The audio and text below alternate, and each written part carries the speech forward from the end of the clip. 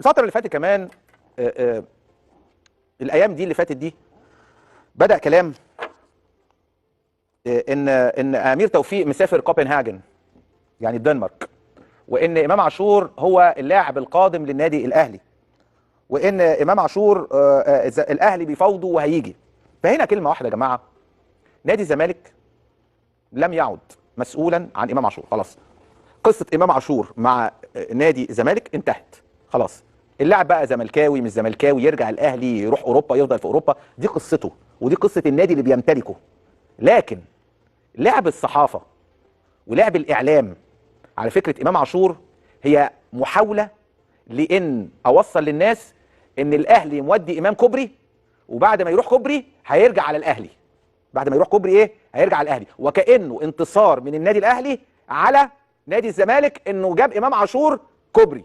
ده مفهوم، ده مفهوم. يعني هو القصه بالنسبه له انتصار على ان امام راح كوبري. طيب نمره واحد، الزمالك باع لاعب فاضل في عقده سنه، يناير اللي جاي يمضي لاي نادي، وفي نهايه السنه اللي جايه يروح اي نادي ببلاش. باعوا بكام؟ نتفق نختلف، اعاده بيع مش اعاده بيع، لكن تم بيع لاعب مصري بيلعب في الدوري المصري ب 3 مليون دولار لنادي دنماركي. 3 مليون دولار، تمام؟ طيب النادي الدنماركي عمل 4 سنين ونص مع امام عاشور، يعني اللاعب اللي بقاله سنه اتباع ب 3 مليون دولار. طب اللاعب جاي من مصر رايح اوروبا، طب النادي اللي في اوروبا هيرجعه مصر، هيتباع بكام؟ وهو فاضل له 4 سنين ونص، لسه رايح بقاله شهرين، هيتباع ب 5 مليون دولار اقل حاجه. ما هو النادي الدنماركي هيبص المكسب مليون دولار مثلا، بالنسبه لهم هناك مليون دولار ده حاجه. 4.5 مليون دولار، 5 مليون دولار. النادي الاهلي يدفع في امام عاشور 5 مليون دولار؟ ماشي، معاه فلوس كتير يدفع. بس هنا السؤال بقى، هل الانتصار من وجهه نظر الاعلاميين واللي بيروجوا لهذا الكلام هو انتصار الاهلي انه جاب امام عاشور كوبري، ولا انتصار لقيم ومبادئ يتشدق بيها كثير من الناس؟ هل لاعب اللي سب وشتم رموز النادي الاهلي، كابتن صالح سليم، كابتن حسن حمدي، كابتن احمد شوبير، وضرب كابتن النادي الاهلي بالشلوت كابتن وليد سليمان، وكان بيتقال عليه ايمان عاشور مش امام عاشور من السوشيال ميديا كلها، دلوقتي القيم والمبادئ هتتغير؟ يعني محاوله الترويج لهذا الكلام هو محاوله ايضا لافشال نادي الزمالك واظهاره في صوره الضعيف واللي بيضحك عليه واللي لعيبته بتتاخد كوبري. لكن الحقيقه على ارض الواقع، جيب اللاعب اللي انت عايزه، ادفع 5 مليون دولار فيه، اديله وهو بياخد مليون دولار بره يرجع بلده وياخد مليون ونص دولار في السنه. جيب اللاعب، انهي مبادئ وقيم سمعناها كتير الفتره الاخيره، بس حاجات كتير قوي اتغيرت اخر سنتين ثلاثه في وجود الرئيس الشرفي. وبالتالي مهما تحاولوا توقعوا نادي الزمالك او مهما تحاولوا تقللوا من نادي الزمالك كبير، ونادي الزمالك قوي، ونادي الزمالك رغم كل اللي بيتعرض له من عدم عداله حتى في المنافسه. يا راجل ده السوشيال ميديا عايزين يصوروا للناس، يقول لك ايه يا عم خالد، ايه ما لعبتوش ماتش الاسماعيلي يعني، ولا بتقعدوا تتكلموا على الاهلي وبيتاجل له ماتشات وما اعرفش ايه. طب هو انا ما لعبتش ماتش الاسماعيلي على اساس ان الاسماعيلي بعبع مثلا ومخوفني فانا استبدلته بسيراميكا؟ يبقى النادي الاسماعيلي نادي كبير وكل حاجه بيمر بظروف صعبه في مؤخره الدوري، بيحاول ان هو يبعد عن الصراع من اجل البقاء. سيراميكا في الجدول احسن منه 100 مره.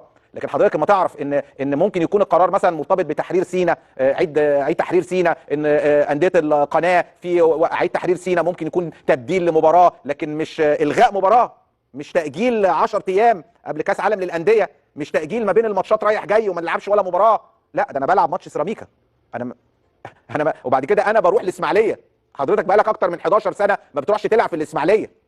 يعني حضرتك بتتكلم في ايه؟ قال يعني ايه؟ عايزين ايه؟ يكسبوا بونت يعني. شفت؟ لعبتش الاسماعيلي. لا، ما انا بلعب سيراميكا حضرتك، انا ما تاجليش حاجه، انا ما بتاجليش. وبعد كده ما فيش ميزه يعني. وبعد كده مش الاسماعيلي ده ابن عمي اللي بيفوت لي ماتشات، يعني اللي هو بيقعد كل شويه وكل ما اتغلب واخسر دوري شيلونجو، طارق يحيى ساب الماتش، الاسماعيلي ساب الماتش، باسم مرسي يجيب جونين على يمين ونكسب 3 ويكون كل الفرق كسبانه، الاسماعيلي قبلينا، الاسماعيلي ساب الماتش، واقول لهم هو الاضعف بيسيب الماتش للاقوى.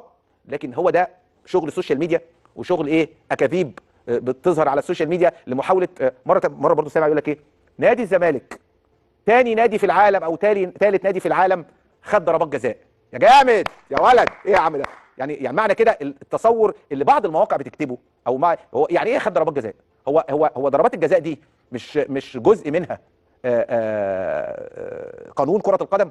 يا راجل ده انا عملت لك حسابات السنه اللي فاتت واللي قبليها، اقل فريق اتحسب عليه ضربات الجزاء وقال لفريق اتطرد منه لعيبه، واكتر فريق اتحسب له ضربات جزاء ليه، وكان الزمالك الخامس والسادس، وكان في فرق تانية خدت كل حاجه واتحسب لها كل حاجه.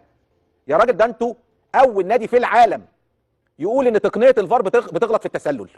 اول نادي في العالم يقول على 4 أو 5 العاب تقنيه الفار غلطت لان الحكم ما عرفش يحط النقطه. اللي احنا لو جبنا عيل عنده 4 سنين قعدنا نمرنه شهر كل يوم نقول له حط النقطه هنا، حط النقطه هنا، هيعرف يحط النقطه.